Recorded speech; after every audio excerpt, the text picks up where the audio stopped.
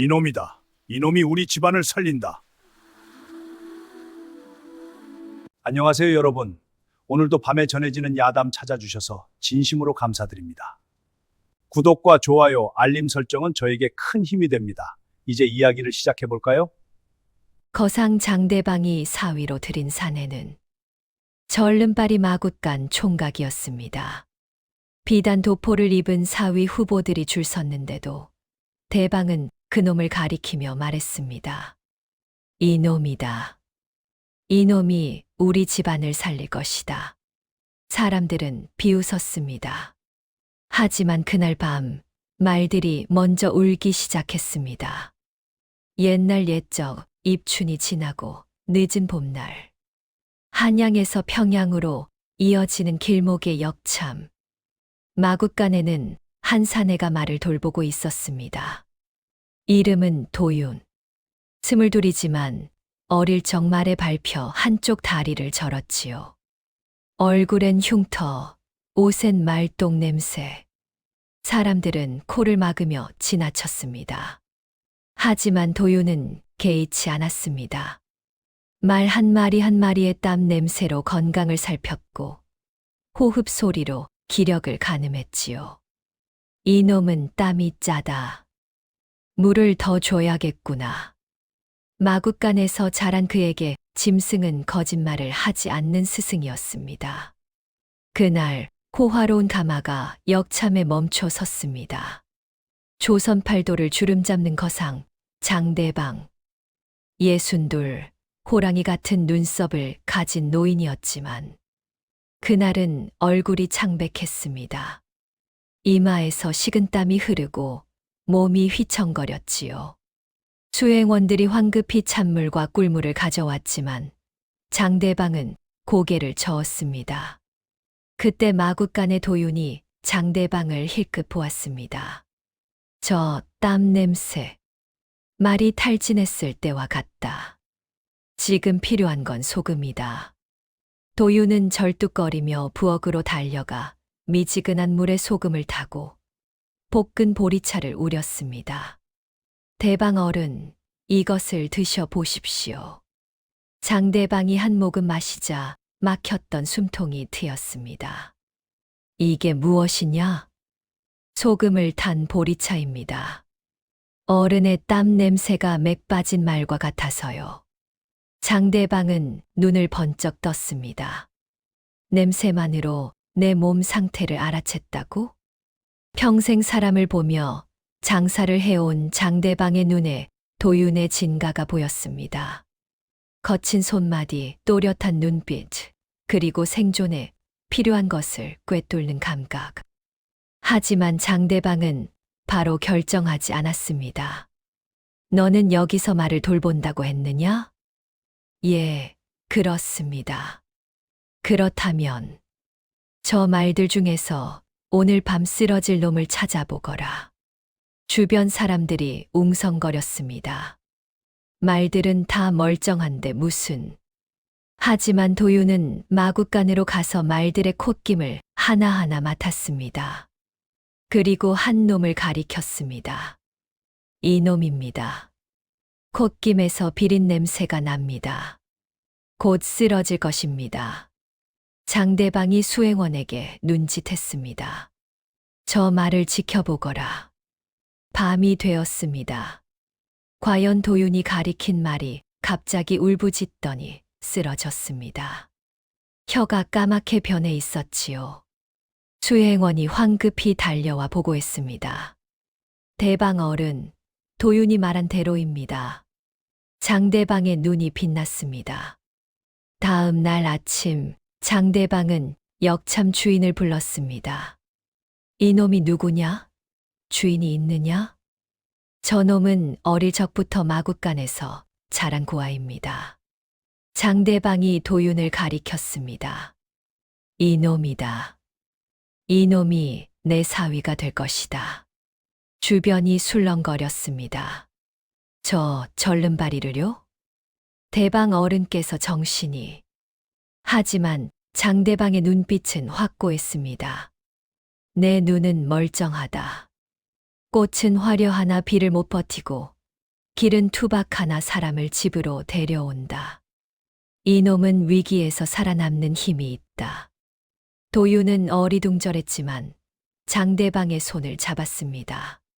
대방 어른, 제가 정말 사위가 되어도 됩니까? 그래, 내가 우리 집안을 살릴 것이다. 다음 날 장대방의 상단은 도윤을 데리고 한양으로 향했습니다. 하지만 상단에 돌아가자마자 도윤은 알아챘습니다. 창고 기둥 위로 개미떼가 줄지어 올라가고 있었던 것입니다. 그리고 도윤의 손끝이 젖었습니다. 땅이 이미 물을 먹고 있었습니다. 한양 윤상단에 도착한 날, 도윤은 자신의 아내가 될 사람을 보았습니다. 서린, 19, 총명한 눈빛을 가진 아씨였지만 얼굴엔 미소가 없었습니다. 아버지께서 저런 사람을. 서린은 안채로 돌아가 어머니 앞에서 눈물을 흘렸습니다. 어머니, 저는 이해할 수 없습니다. 밖에서는 벌써 소문이 퍼지고 있었습니다. 절름발이를 사위로 장대방 어른이 늙어 정신이 흐려진 게 분명해. 하인들도 수군거렸지요. 도윤은 이 모든 비웃음을 들으면서도 조용히 마구간으로 향했습니다. 그날 밤 장대방은 딸을 불렀습니다. 설이나 비단은 젖으면 걸레가 되지만 길을 아는 자는 비를 이긴다. 무슨 말씀이신지. 도윤이는 위기에서 살아남는 법을 안다. 그것이 지금 우리 집안에 필요한 것이다. 장대방의 목소리가 낮아졌습니다. 아비가 늙었다. 이 상단에 곧 큰 바람이 불 것 같구나. 설이는 아버지의 지친 얼굴에 가슴이 철렁했습니다. 한편 상단의 실무 2인자 최행수는 다른 계획을 세우고 있었습니다. 48, 교활한 눈빛의 사내. 오랜 세월 운송권과 말 사유권을 장악하며 돈을 빼돌려왔지요. 늙은 대방이 언제까지 버티겠어. 곧 이 상단은 내 것이 될 거야. 최행수는 밤에 몰래 자신의 신복을 불렀습니다. 들어라. 마굿간의 말사료에 곰팡이가 피도록 해라. 예, 그런 말들이. 바보야, 말들이 병들어야 장대방이 흔들린다. 그때 내가 나서서 해결하면 대방 자리는 내 것이지. 신복이 고개를 끄덕였습니다. 알겠습니다, 나으리. 며칠 후 최행수는 도윤에게 접근했습니다. 도윤 서방, 처음 뵙겠소. 나는 이 상단의 실무를 맡은 최행수요. 아, 예. 허허, 우리 한 식구 아니요? 내가 도와주리다. 최행수가 도윤의 어깨를 툭 쳤습니다. 하지만 도윤은 최행수의 손에서 나는 고급 사향 냄새를 맡았습니다. 이 냄새. 마굿간 일꾼이 맡을 수 없는 냄새다. 도윤은 아무 말 없이 고개만 끄덕였습니다. 며칠 후 상단 회의가 열렸습니다. 최행수가 장부를 펼쳐 보였습니다. 대방 어른, 올해는 비단 운송을 늘려야 합니다. 장대방이 고개를 끄덕이는데 도윤이 장부를 보았습니다. 저 장부. 먹물 냄새가 너무 새롭다. 어젯밤에 급하게 쓴 것 같은데. 회의가 끝난 후 도윤은 몰래 최행수를 따라갔습니다. 어두운 골목에서 최행수가 관아 아전을 만났습니다. 올해 운송세 장부 손 좀 봐야겠소. 그리고 이번엔 대방 숨통부터 끊읍시다. 아전이 비단 보따리를 받았습니다. 염려 마시오. 우리가 알아서 하겠소. 도윤은 멀리서 그 모습을 지켜보았습니다. 최행수. 그 사람은 위험하다. 다음 날 아침 마굿간에서 비명이 들렸습니다. 말들이 쓰러졌습니다. 도윤이 달려가 보니 말 3마리가 거품을 물고 쓰러져 있었습니다. 그리고 말 1마리가 피를 토했습니다. 혀가 까맣게 변해 있었지요. 이게 무슨 일이냐? 장대방이 소리쳤습니다. 말들이 연달아 쓰러지고 있었습니다. 상단의 핵심은 말. 말이 없으면 운송이 안 되고 상단은 망하는 것이지요. 수희가 급히 달려와 말들을 살폈습니다. 그냥 더위를 먹은 것 같습니다. 쉬면 나아질 겁니다. 하지만 도유는 달랐습니다. 말의 콧김을 맞는 순간 비릿하고 축축한 냄새가 났습니다. 이건 더위가 아니다. 도윤이 말의 입을 열어 혀를 살폈습니다. 검게 변해 있었지요.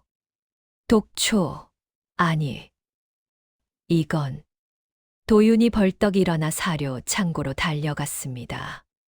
창고 문을 열자 축축한 냄새가 코를 찔렀습니다. 집더미를 들어보니 검은 곰팡이가 빼곡하게 피어 있었습니다. 대방 어른, 사료 창고를 당장 닫으십시오.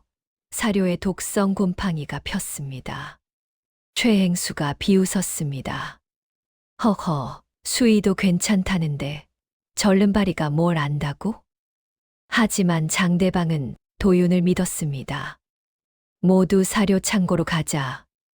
일행이 창고로 들어가 짚을 뒤집자 검은 곰팡이가 드러났습니다. 수의가 놀라 뒤로 물러섰습니다. 이건 독성 곰팡이요. 말이 이걸 먹으면 죽소. 장대방이 도윤을 보았습니다. 내가 어찌 알았느냐? 냄새입니다. 말의 땀 냄새와 사료 냄새가 달랐습니다. 도윤이 창고를 자세히 살폈습니다. 그런데 이상한 점이 있었습니다.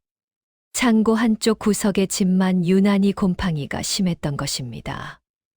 누군가 일부러 물을 뿌린 것 같다. 도윤이 최행수를 보았습니다. 최행수는 당황한 표정을 감추려 애쓰고 있었지요. 도윤은 확신했지만 아직 증거가 없었습니다. 대방 어른, 당장 창고를 옮겨야 합니다. 바닥에 숯과 재를 깔아 습기를 잡아야 합니다. 좋다. 내 말대로 하자. 도윤의 지휘로 창고를 옮기고 바닥에 숯을 깔았습니다. 새 사료를 준비하고 쓰러진 말들을 치료했지요. 며칠 후 말들이 기운을 되찾았습니다. 사람들이 도윤을 보는 눈이 달라졌습니다. 하지만 최행수는 구석에서 도윤을 노려보고 있었습니다. 저놈이 눈치가 빠르군. 더 조심해야겠어. 어느 날 저녁 도윤은 새 창고를 점검하고 있었습니다. 그때 이상한 것을 발견했습니다. 창고 기둥에 개미들이 줄지어 올라가고 있었던 것입니다. 도윤이 바닥을 짚어보았습니다. 축축했습니다. 땅 밑에 습기가 차오르고 있어. 곧 큰 비가 올 것이다. 도윤은 장대방을 찾아갔습니다. 대방 어른, 곧 큰 비가 올 것 같습니다. 큰 비, 하늘은 맑은데? 개미들이 높은 곳으로 이동하고 있습니다. 비가 오래 올 징조입니다. 장대방이 도윤의 눈을 보았습니다. 알겠다. 미리 대비하자. 그날 밤 설인이 처음으로 도윤에게 말을 걸었습니다. 도윤 서방, 말들을 살린 일. 대단했습니다. 두 사람이 처음으로 마주 보았을 때 설인이 본래 예물함을 열었습니다. 안에서 고급 비단끈을 꺼냈지요. 이건 최나으리께서 보내주신 예물이라던데요. 설인이 비단끈 냄새를 맡는 순간 도윤의 숨이 멈췄습니다. 그 냄새는 장부에서 맡은 사양 냄새였습니다. 본래 날이 밝았습니다. 상단의 마당에는 하객들이 구름처럼 모여들었습니다. 하지만 축하의 말보다 수군거림이 더 많았지요. 절름발이가 사위라니. 대방 어른이 늙어서 판단력이 흐려진 게 아닐까. 서리는 홀레복을 입고 거울 앞에 앉아 있었습니다. 시녀가 머리를 빗어주며 말했습니다. 아씨, 오늘 참 아름다우십니다. 하지만 서린의 마음은 무거웠습니다. 오늘 밤, 저 사람과 함께 있어야 하는구나. 혼례식이 시작되었습니다. 도유는 새 옷을 입었지만 여전히 어색해 보였습니다. 절뚝거리며 걷는 모습에 하객들이 웃음을 터뜨렸지요. 하지만 도유는 개의치 않고 당당하게 걸었습니다. 신랑과 신부가 서로 절을 하고 술잔을 나누었습니다. 도윤이 서린을 바라보았습니다. 고운 얼굴, 맑은 눈동자. 도윤은 자신이 이런 사람과 부부가 된다는 것이 믿기지 않았습니다. 서린도 도윤을 보았습니다. 거친 얼굴, 검댕 묻은 손. 하지만 그 눈빛만은 맑고 정직했습니다. 혼례가 끝나고 밤이 깊어갔습니다. 도윤과 서린은 신방으로 들어갔습니다. 촛불이 방을 은은하게 밝히고 있었지요. 둘은 어색하게 서로를 마주 보았습니다. 도윤이 먼저 입을 열었습니다. 아씨, 아니, 부인. 저는 부인께 부담을 드리고 싶지 않습니다. 무슨 말씀이신지. 저는 책 읽는 선비가 아닙니다. 그저 말을 보고 길을 보는 사람일 뿐입니다. 도윤이 창밖을 바라보았습니다. 부인께서 원하시면 저는 밖에서 자겠습니다. 서린이 도윤의 말을 막았습니다. 아닙니다, 서방. 제가 편견을 가졌던 것 같습니다. 서린이 도윤 곁에 앉았습니다. 처음에는 서방을 이해할 수 없었습니다. 하지만 서방이 말들을 살리는 것을 보고 깨달았습니다. 무엇을 깨달으셨습니까? 사람은 얼굴로 사는 것이 아니라 살아는 흔적으로 사는 것이라는 것을요. 서린이 도윤의 거친 손을 잡았습니다. 서방의 손에는 수많은 생명을 살린 흔적이 있습니다. 그것이 바로 서방의 가치입니다. 도윤의 눈시울이 붉어졌습니다. 부인. 도윤이 조용히 말했습니다. 말도 다리 하나 절면 더 조심히 걷습니다. 저는 넘어지지 않으려 배웠습니다. 그 조심함이 서방의 강점입니다. 서린이 미소 지었습니다. 두 사람은 처음으로 진심으로 마주 보았습니다. 그때였습니다. 서린이 혼례 예물함을 열었습니다. 안에는 고급 비단으로 만든 끈이 들어 있었지요. 이건 최나으리께서 보내주신 예물이라고 하던데요. 서린이 비단끈을 꺼내 냄새를 맡았습니다. 순간 고급 사향 냄새가 코를 찔렀습니다. 이상하네요. 이렇게 비싼 사향을. 도윤이 서린의 손에서 비단끈을 받아 냄새를 맡았습니다. 도윤의 눈빛이 날카로워졌습니다. 이 냄새. 최행수가 늘 풍기는 냄새다. 도윤은 아무 말 하지 않았습니다. 아직 확실하지 않았으니까요. 하지만 마음 한편에 의심이 싹 텄습니다. 최행수. 그는 대체 무엇을 숨기고 있는 걸까? 서린이 비단끈을 다시 상자에 넣으며 말했습니다. 별거 아니겠죠.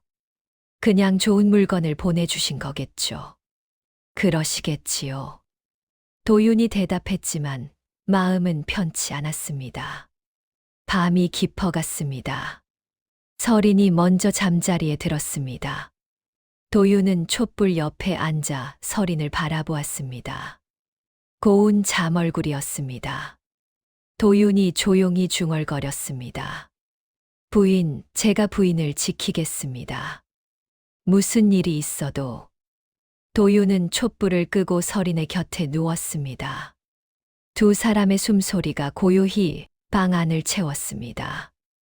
밖에서는 마굿간의 말들이 조용히 울고 있었습니다. 도윤은 그 소리를 들으며 잠에 들었습니다. 말들이 불안해하고 있어. 뭔가 곧 일어날 것 같아. 다음 날 아침 장대방이 도윤을 불렀습니다. 도윤, 내가 예측한 대로 비가 올 것 같더구나. 구름이 점점 짙어지고 있다. 예, 대방 어른. 곧 장마가 시작될 것입니다. 그렇다면 우리가 미리 준비해야 할 것이 있겠지. 도윤이 고개를 끄덕였습니다. 창고의 습기 관리가 중요합니다. 그리고 도윤이 잠시 망설이다 말했습니다. 소금을 미리 확보하는 것이 좋을 것 같습니다. 소금. 장마가 길어지면 소금이 귀해집니다. 다른 상단들은 비단이나 도자기를 생각하겠지만 진짜 필요한 것은 소금입니다. 장대방이 도윤을 보며 미소 지었습니다. 역시 내 눈은 멀리 보는구나. 좋다. 내 말대로 하자. 하지만 최행술은 달랐습니다.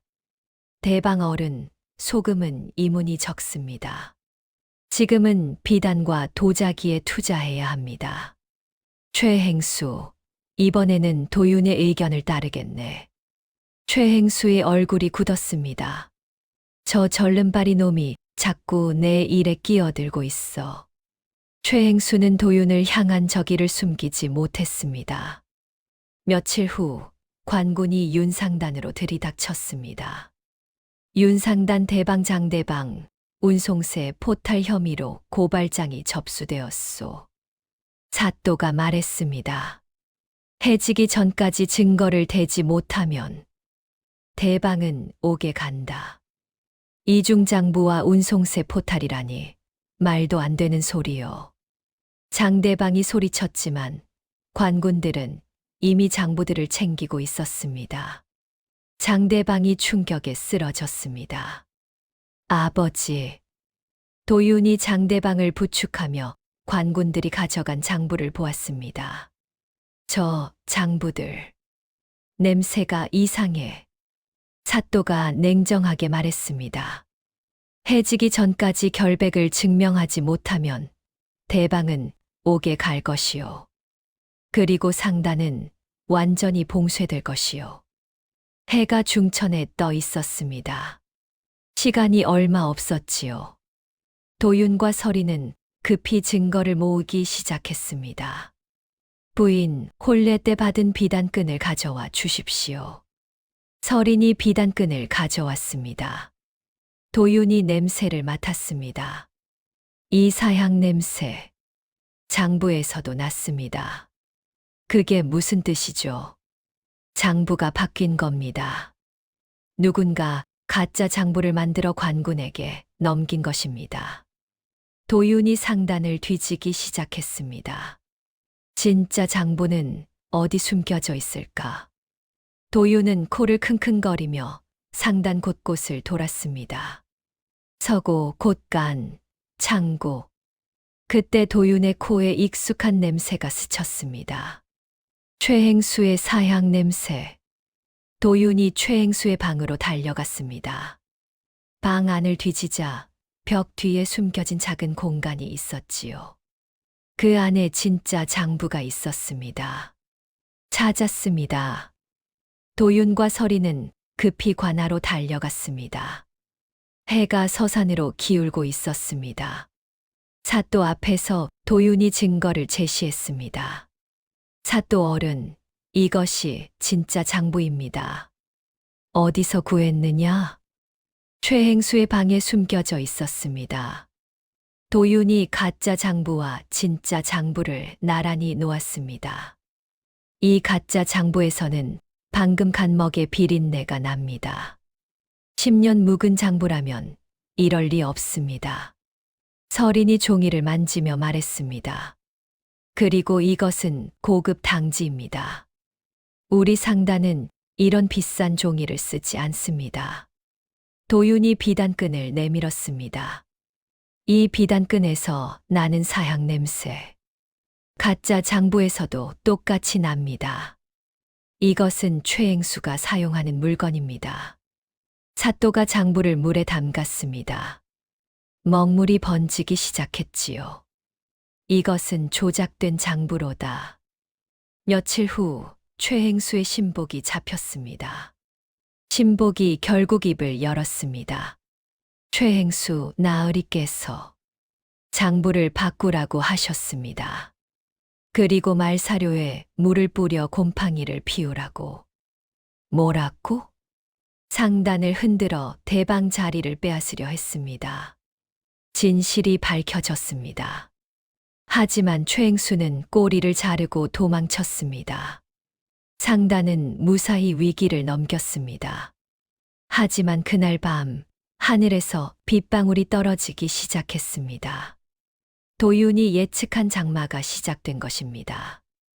그리고 며칠 후 다른 상단의 창고에선 소금이 녹아내리기 시작했는데 윤 상단의 소금 가마니는 뽀송했습니다. 비가 쏟아졌습니다. 사흘, 나흘, 일주일이 지나도 멈추지 않았지요. 길이 끊기고 다리가 떠내려갔습니다. 윤 상단에 회의가 소집되었습니다. 지금이 기회입니다. 비단과 종이 값이 떨어졌으니 사서 나중에 팔면 됩니다. 간부들이 입을 모았습니다.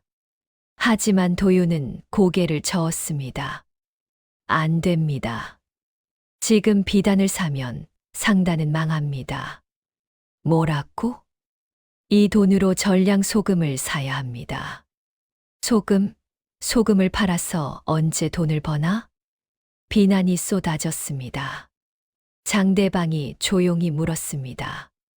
도윤, 무슨 근거로 그리 말하느냐? 화려한 비단은 물에 젖으면 걸레가 됩니다. 하지만 소금은 필수품입니다. 지금 필요한 건 화려함이 아니라 생존입니다. 장대방이 고개를 끄덕였습니다. 도윤의 말대로 하라. 오늘부터 모든 돈으로 소금을 산다. 도윤의 지시로 창고 바닥에 숯을 깔고 소금 사이에 마른 짚을 끼웠습니다. 장마가 길어지자 다른 상단의 소금은 녹아내렸지만 윤 상단의 소금은 뽀송했습니다. 소금 값이 천정부지로 치솟았습니다. 사람들이 윤 상단 앞에 줄을 섰지요. 소금 좀 파시오. 얼마든지 낼게요. 그때 한 간부가 속삭였습니다. 대방 어른, 지금이 기회입니다. 값을 10배로 올립시다. 장대방이 호통을 쳤습니다. 그게 무슨 말이냐? 도윤이 나섰습니다. 장사는 이문을 남기는 것이 아니라 사람을 남기는 것입니다. 그때 한 아이가 문 앞에서 쓰러졌습니다. 어머니가 울부짖었습니다. 제발, 소금 좀 주십시오. 우리 아이가. 도윤이 즉시 소금을 건넸습니다. 어서 가십시오. 돈은 나중에 주셔도 됩니다. 여인이 눈물을 흘리며 절했습니다. 은인이십니다. 윤 상단은 평소 가격에 소금을 팔고 묵은 장을 덤으로 주었습니다. 사람들은 감동했습니다. 윤 상단이 우리를 살렸어. 소문이 퍼지자 손님이 구름처럼 몰려들었습니다. 이문은 많지 않았지만 윤 상단의 이름이 조선팔도에 퍼졌지요. 그날 저녁 한 젊은 여인이 윤 상단을 찾아왔습니다. 저는 의녀 선생님의 제자 윤이라고 합니다. 소문을 듣고 왔습니다. 의녀 제자라뇨? 제가 도움이 될 수 있을 것 같아서요. 앞으로 역병이 돌 것 같습니다. 도윤이 윤희를 반갑게 맞이했습니다. 며칠 후 윤희의 예측이 맞아떨어졌습니다. 마을에 역병이 돌기 시작한 것입니다. 사람들이 열병에 쓰러지고 집집마다 신음소리가 들렸지요. 그리고 윤상단 앞에 한 여인이 아이를 안고 무릎을 꿇었습니다. 제발, 우리 아이 좀 살려주십시오. 그 여인은 도윤이 소금을 준 바로 그 사람이었습니다. 도윤과 설인, 윤희는 힘을 합쳤습니다. 마당에 큰 솥을 걸고 물을 끓였습니다. 윤희가 말했습니다. 오염된 물이 역병의 원인입니다. 물을 끓이고 약초를 넣은 죽을 쑤어야 합니다. 설인이 직접 배식에 나섰습니다. 한 그릇씩 드십시오. 이것은 병도 낫게 하고 배도 부르게 합니다. 사람들이 죽을 받아 먹었습니다. 고맙습니다, 아씨. 며칠이 지나자 소금과 약초가 바닥나기 시작했습니다. 회의가 소집되었습니다. 한 간부가 말했습니다. 대방 어른, 값을 올려야 합니다. 이대로는 우리도 망합니다. 하지만 도윤이 창밖을 가리켰습니다. 저 사람들이 살아야 우리도 삽니다. 사람을 버리고 돈만 챙기면 결국 우리도 망합니다. 장대방이 도윤의 어깨를 두드렸습니다. 도윤의 말대로 하자. 윤상단은 낮은 이익으로 소금과 약초를 풀고 죽을 무료로 배식했습니다. 사람들은 윤상단을 생명의 은인이라 불렀습니다. 특히 도윤이 소금을 준 그 여인은 매일 와서 도왔습니다. 은인께서 우리 아이를 2번이나 살려주셨습니다. 제가 할 수 있는 건 이것뿐입니다. 한 달 후 비가 멈췄습니다. 사람들은 제일 먼저 윤상단을 찾아왔습니다. 우리를 살려준 은인에게 보답해야지. 윤상단 앞에 손님이 넘쳐났습니다. 그런데 그날 밤 마을에 이상한 소문이 퍼지기 시작했습니다. 윤상단이 역병을 일부러 퍼뜨렸대. 그래서 자기들만 약을 팔아먹으려고. 도윤이 설인을 보았습니다. 최행수입니다. 또 움직이고 있습니다. 다음 날 관군이 다시 윤상단으로 들이닥쳤습니다. 윤상단이 역병을 퍼뜨렸다는 고발이 들어왔소. 역병을 퍼뜨렸다고? 말도 안 되는 소리요. 장대방이 소리쳤지만 이미 기력이 다해 쓰러졌습니다. 아버지, 사또가 냉정하게 말했습니다. 증인들이 있소. 윤상단이 값을 올려 이익을 챙기려 했다고 하오. 도윤이 항변했습니다. 우리는 낮은 가격에 팔았습니다. 그리고 무료로 죽을 나눠줬습니다. 증거가 있소. 도윤은 막막했습니다. 그때였습니다. 관아 밖에서 소란이 일었습니다. 우리가 증인입니다. 문이 열리고 사람들이 우르르 들어왔습니다. 맨 앞에는 도윤이 소금을 준 그 여인이 있었습니다. 사또 어른, 윤상단은 은인입니다. 역병을 퍼뜨린 게 아니라 우리를 살렸습니다. 다른 사람들도 입을 모았습니다. 제 아이가 죽어가는데 윤상단에서 무료로 약을 줬습니다. 값을 올리지 않고 평소 가격에 팔았습니다. 죽을 무료로 나눠줬습니다. 소금을 못 구해 쓰러진 제 아버지를 살렸습니다. 백성들의 증언이 이어졌습니다. 사또가 고개를 끄덕였습니다. 알겠소. 윤상단은 무죄요. 그리고 조사 끝에 최행수가 유언비어를 퍼뜨렸다는 것이 밝혀졌습니다. 최행수는 결국 잡혀 유배형에 처해졌지요.